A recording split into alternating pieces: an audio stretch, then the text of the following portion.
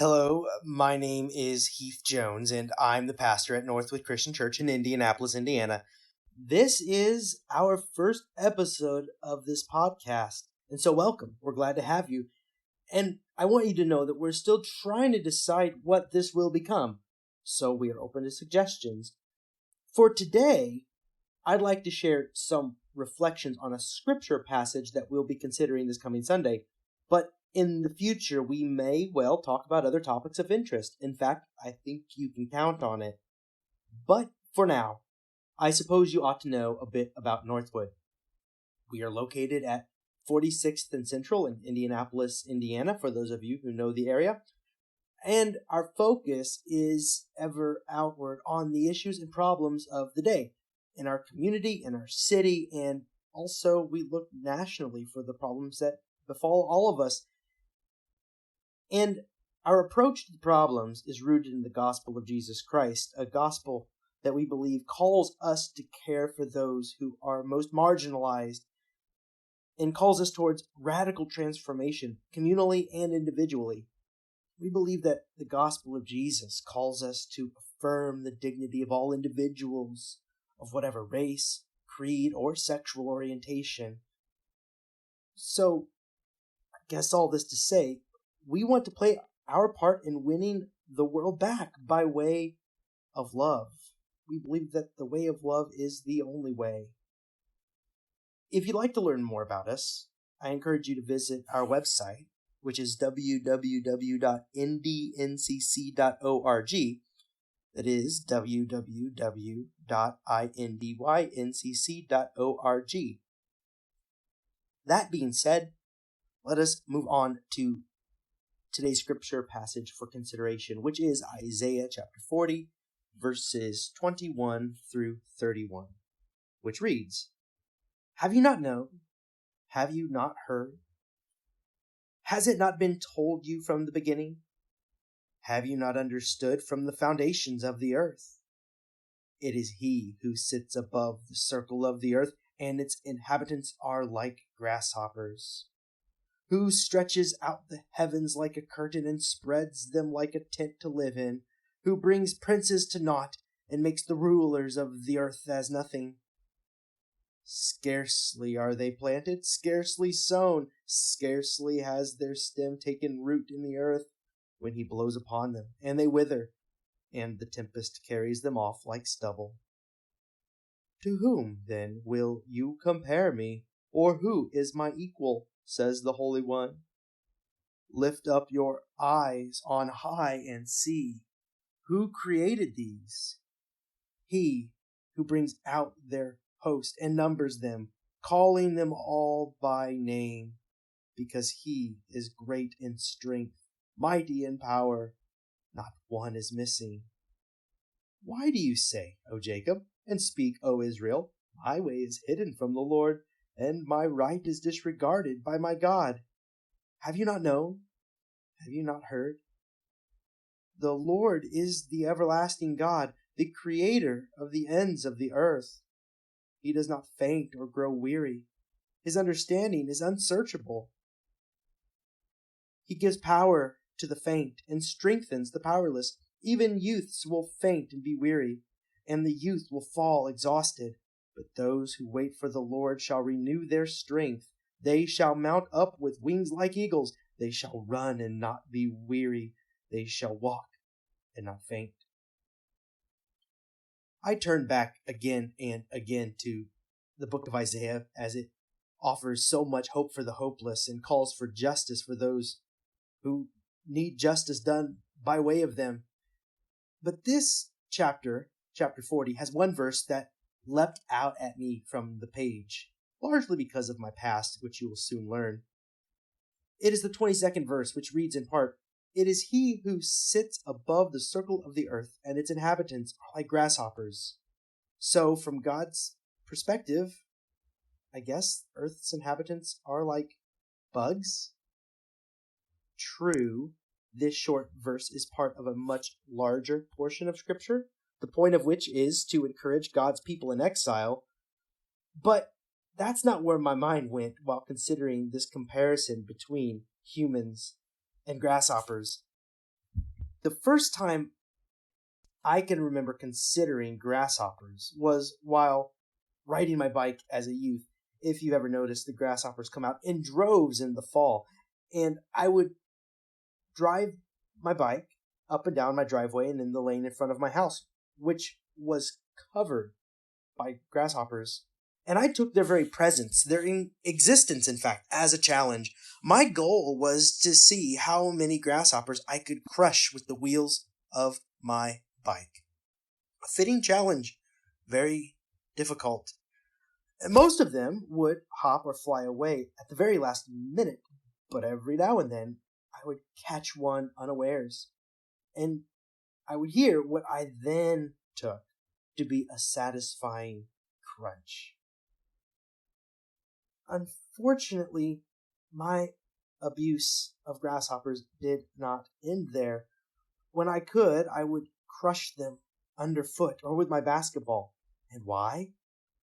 For the life of me, I don't know. But I will say this. The only reason I was able to bring myself to do it was because, to me, a grasshopper was of no account, worth nothing. I did not esteem them. They were not of value to me. They were, back then, little more than a plaything with which I could inflict mercy or harm. And I'm sad to say, back then, I inflicted more harm.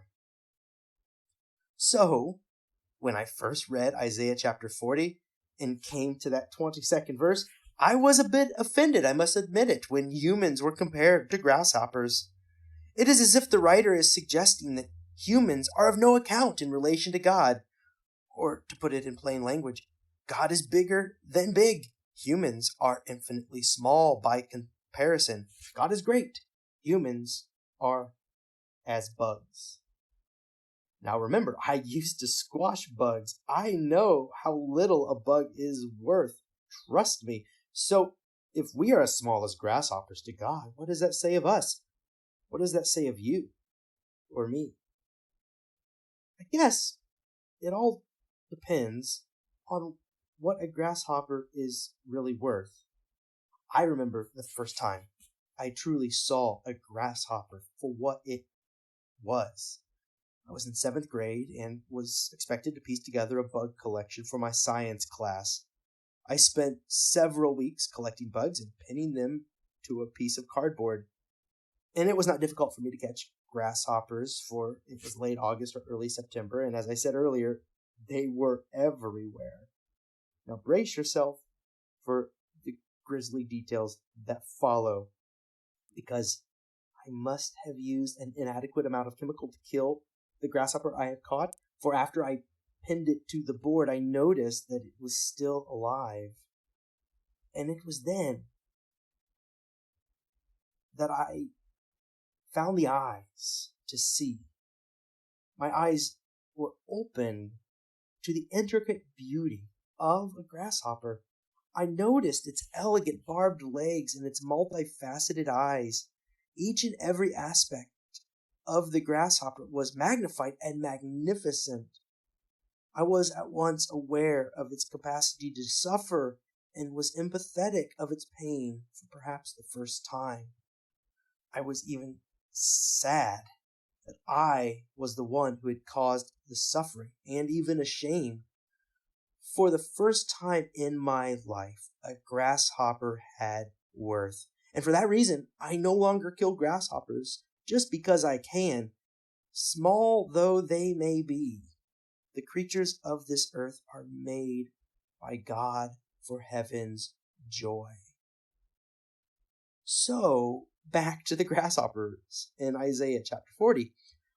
We must consider that though we be small as grasshoppers in comparison to the one who, quoting Isaiah chapter 40 verse 12, the one who has measured the waters in the hollow of his hand and marked off the heavens with a span, compared to that, still, we are worthwhile and then some. We are noticed and attended to by God.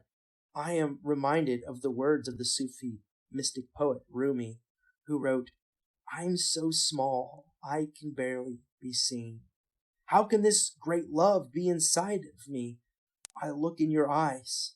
They're small in size, but see enormous things.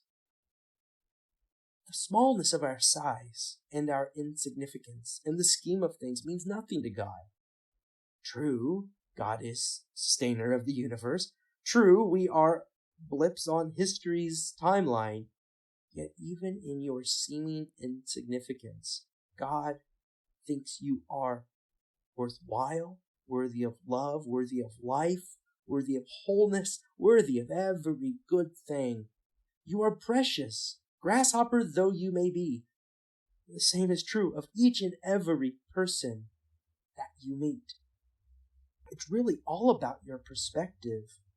The problem is not in the grasshopper size, but in the frailty of our spiritual eyes.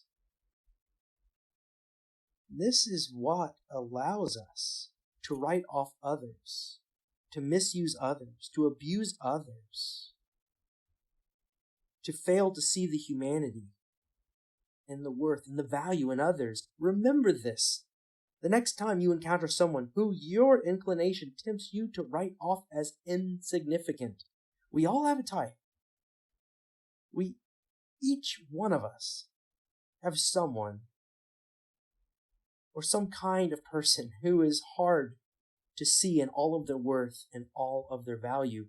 The world is filled with people who think that another's lack of accolades, popularity, talent, property, or charisma gives them the right to ignore them as one would a bug underfoot. But once we remember that the God of the universe takes notice of small things like sparrows and lilies and, yes, grasshoppers, we are challenged to rethink our systems of value and choose to see each and every person as a beloved child of God. For that is what they are. That is what you are. But so is everyone else. So here again, little ones. And by now I hope you realize that is no slander. Here again, little ones, the words of Isaiah, starting with chapter 40, verse 29. He gives power to the faint and strengthens the powerless. Even youths will faint and be weary, and the young will fall exhausted. But those who wait for the Lord shall renew their strength. They shall mount up with wings like eagles.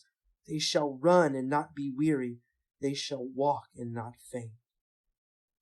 So I guess even the grasshoppers find their wings. May we find the eyes to see our neighbor and stranger alike, as God sees them in all of their alleged weakness and seeming insignificance. For in truth, they are priceless treasures. There is no bottom to the depth of their worth. Small though we seem, we loom large in the mind and heart of the God of the universe, the ground of our being. In God, there is enough love and attention to go around. Thanks be to God. So I guess my prayer for us is this, that this love may increase in each one of us. The world needs this kind of love to increase in each one of us now, perhaps more than ever. Lord knows that the world desperately needs it. The love of God reflected and revealed in us.